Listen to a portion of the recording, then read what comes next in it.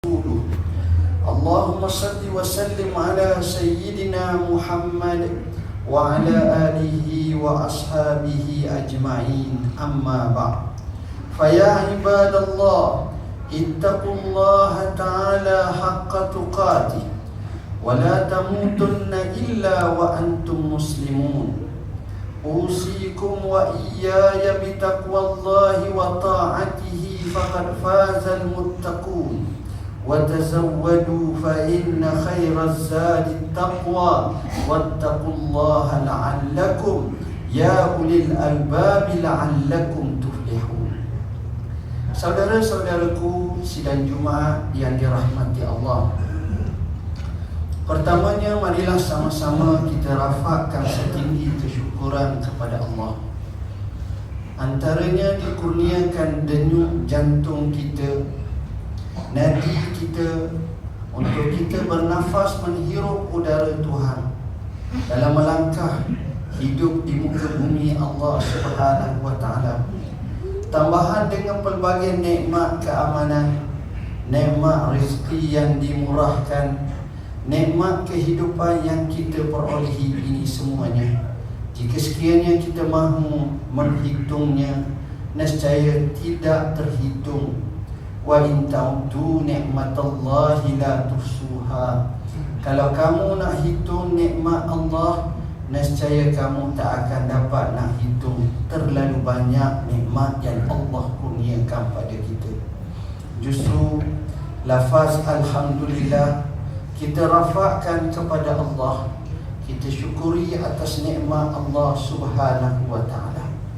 Selalu di kalangan kita melihat kekurangan, kelemahan, sehingga sikap dan sifat negatif bertakhta dalam hati dan jiwa kita, melahirkan rasa tak puas hati, rasa sentiasa tak cukup, rasa ditindas, dizalimi. Tapi kita lupa nak melihat betapa banyaknya kurniaan Allah, sisi-sisi yang positif yang mungkin kita boleh manfaatkan sebanyak mungkin dalam meneruskan kehidupan ini. Saudara-saudaraku sidang Jumaat yang dirahmati Allah, sempena dengan 1 Januari 2016 pada hari ini, selalu orang sebut tentang azam, tentang tekad. Justru tajuk khutbah kita adalah azamku atau azam kita ini. Tuan-tuan dan puan-puan yang dirahmati Allah sidang Jumaat, apabila hampir menjelmanya tahun baru, sama ada hijrah atau Masihi, kita akan sebut dan kita akan bincang azam. Bila menyingkap akhir 2014 yang lalu atau 1436 yang lalu hijrah, betapa banyaknya azam-azam kita tinggal azam semata-mata, kaku, kabur, dan tidak ada apa-apa pun. Itulah yang berlaku. Dan lebih parah lagi, kadang-kadang kita terlupa nak mengazamkan. Bila ditanya apakah azam kamu, biasalah Syekh, untuk hidup saja, itu sahaja. Makanya di sinilah lemahnya kita, tak kala kita melihat pentas dunia ini sebagai jambatan akhirat, ladang akhirat. Bagaimana kita nak letakkan azam, sama ada memajukan diri kita di dunia, maupun memajukan diri kita untuk hari akhirat kelak. Azam, satu tekad yang baik, yang hendaklah disulami dengan satu semangat yang kukuh, strategi yang begitu hebat, begitu juga hala tuju yang jelas, misi-misi yang begitu zahir untuk kita gapai dan kita capai. Sebagaimana disebut, bagaimana hebatnya orang Islam zaman dahulu, himmatul rijal tuzalzilul jibal. Hemah, azam, semangat seseorang itu, lelaki yang hebat itu, dia boleh menggoncangkan gunung ganak. Justru azam adalah amat penting. Sebelum berlaku keazaman, perkara yang pertama dan utama adalah kejelasan dari sudut apa yang kita hajatkan itu. apa yang kita fokus dan apa yang kita target itu. Untuk mencapainya, maka kejelasan itu adalah amat penting. Tak kala kejelasan pemikiran yang tepat dan benar, begitu juga kefahaman tentang hala tuju, begitu juga dipenuhi dengan strategi yang baik, maka pada masa itu diperkuatkan dengan yang kedua, iaitu azam yang kukuh yang tidak digugah dengan semudah-mudah.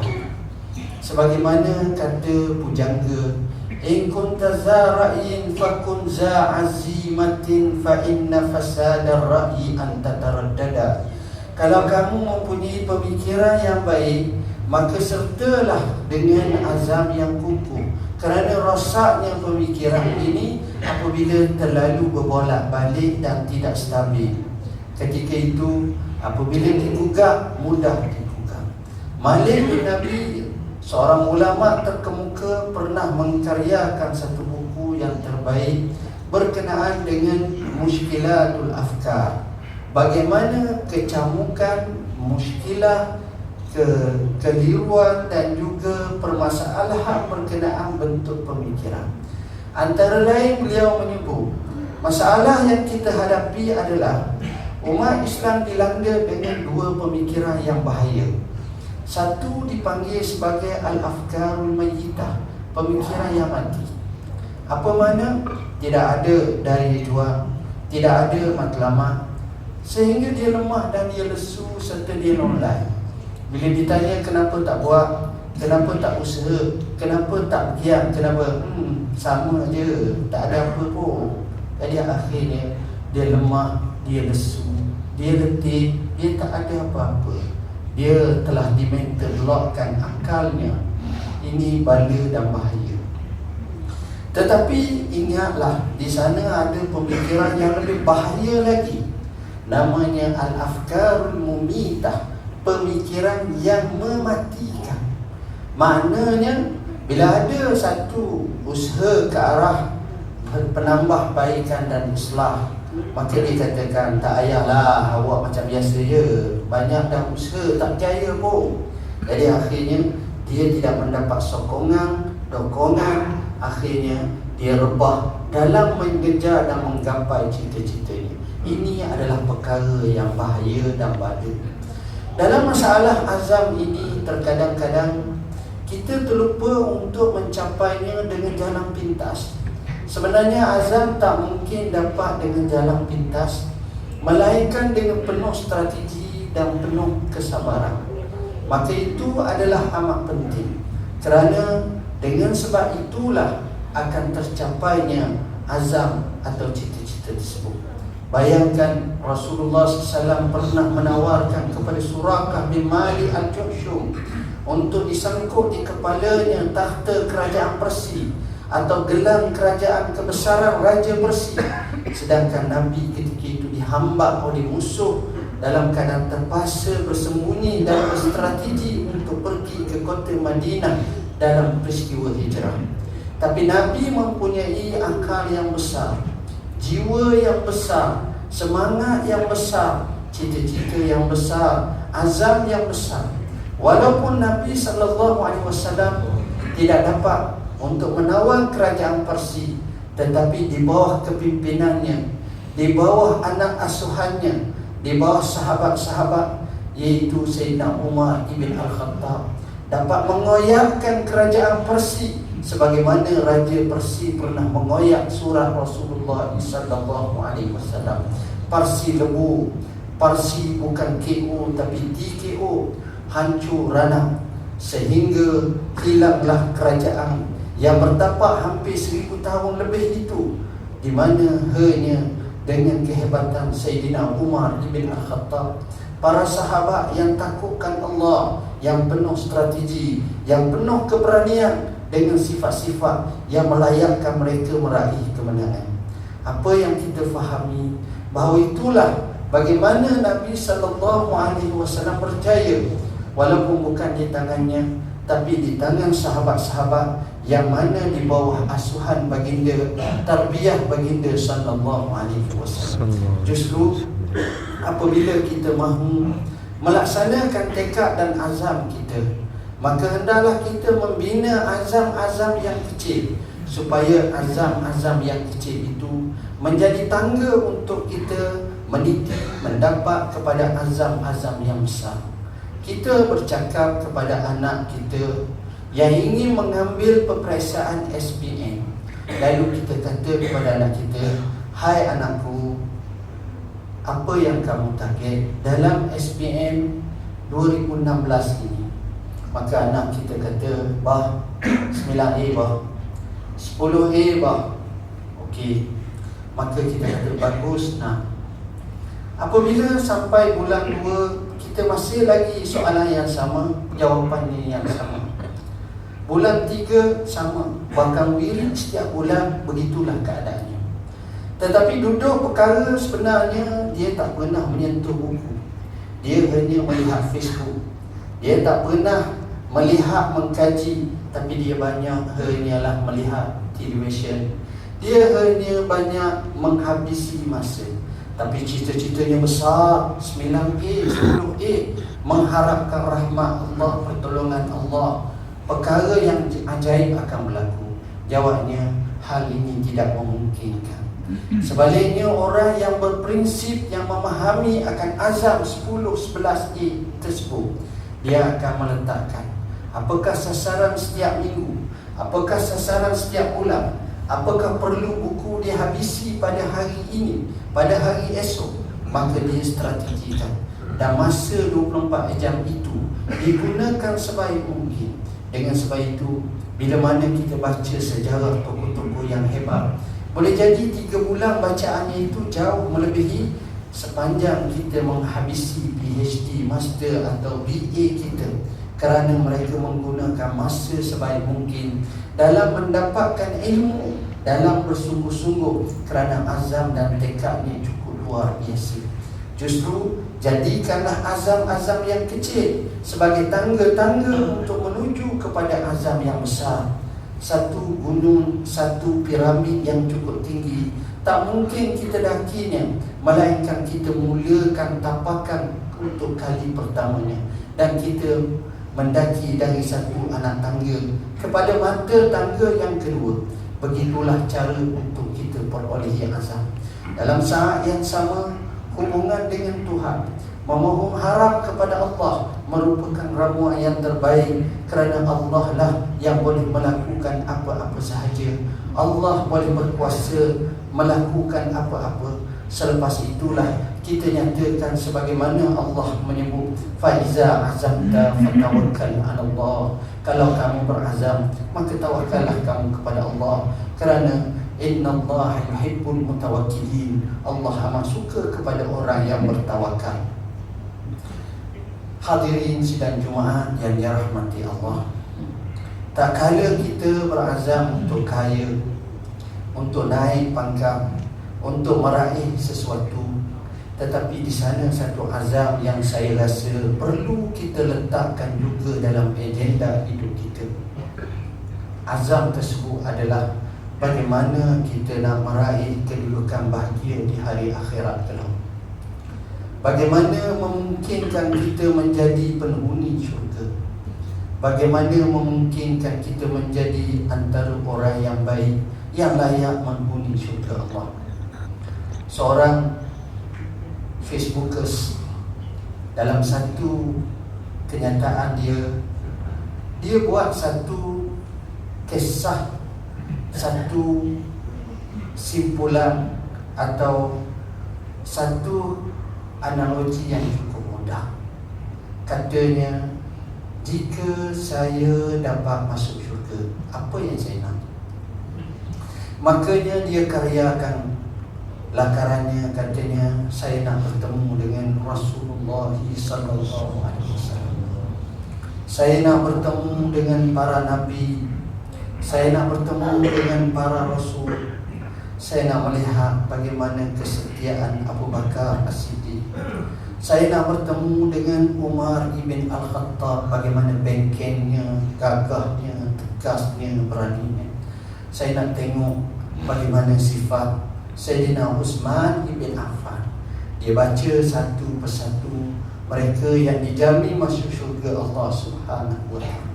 Akhir sekali persoalannya, beliau bertanya, persoalannya, apakah layak bagi saya menghuni syurga tersebut? Apakah amalan saya memungkinkan saya menuju ke syurga Allah? Atau saya perlu mengislahkan diri saya?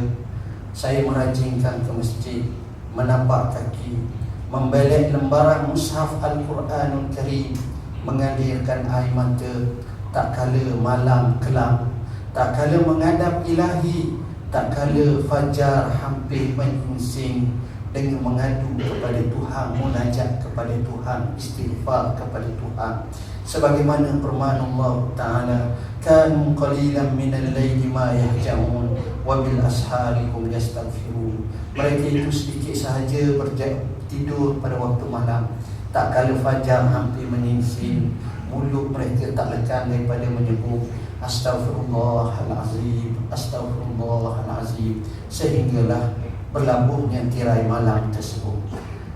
A'udzubillahi minasyaitonirrajim. Bismillahirrahmanirrahim.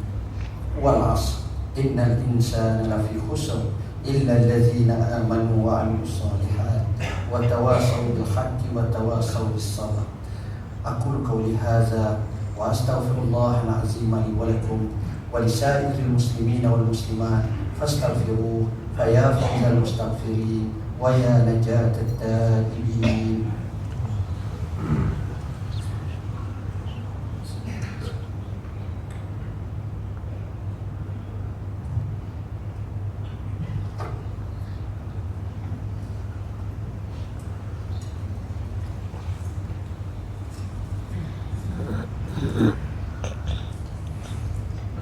Alhamdulillahi waliyis salihin wal aqibatu lil muttaqin wa la udwana illa 'alal zalimin.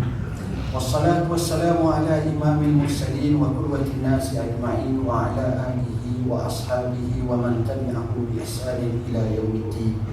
Asyhadu an la ilaha illallah wahdahu la syarika lah, al-malikul haqqul mubin, wa asyhadu anna sayyidana Muhammadan abduhu wa rasuluhu shadiqul wa'dil amin. Amma ba'd. Faya ibadallah ittaqullaha wa kunu ma'as sadiqin wa hafizu 'ala ta'ati wa huduril jumu'ati wal jama'ati ma'al musallin wa 'alamu anna Allah subhanahu wa ta'ala amarakum bi amrin bada'a fihi bi nafsihi wa sanna bi malaikatihi al-muqarrabin. Faqala Allah ta'ala mukhbiran wa amiran lil mu'minin, inna Allah wa malaikatahu yusalluna 'alan nabiy ya ayyuhallazina amanu sallu 'alaihi wa sallimu taslima. Tasdiqan liqaulihi sallallahu alaihi wasallam, man shalla alayya marrah sallallahu alaihi biha ashra.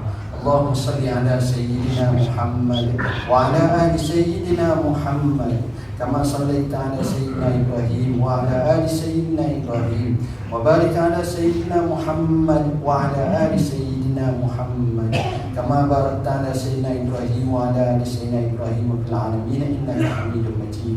وارض اللهم عن الأربعة الخلفاء الراشدين ساداتنا أبي بكر وعمر وعثمان وعلي وعن أزواج نبينا المطهرات وعن أهل بيته وقرابته وسائر الصحابة والتابعين ومن تبعهم بإحسان إلى يوم الدين. وارض عنا برحمتك يا أرحم الراحمين. اللهم اغفر للمسلمين والمسلمات والمؤمنين والمؤمنات الأحياء منهم والأموات.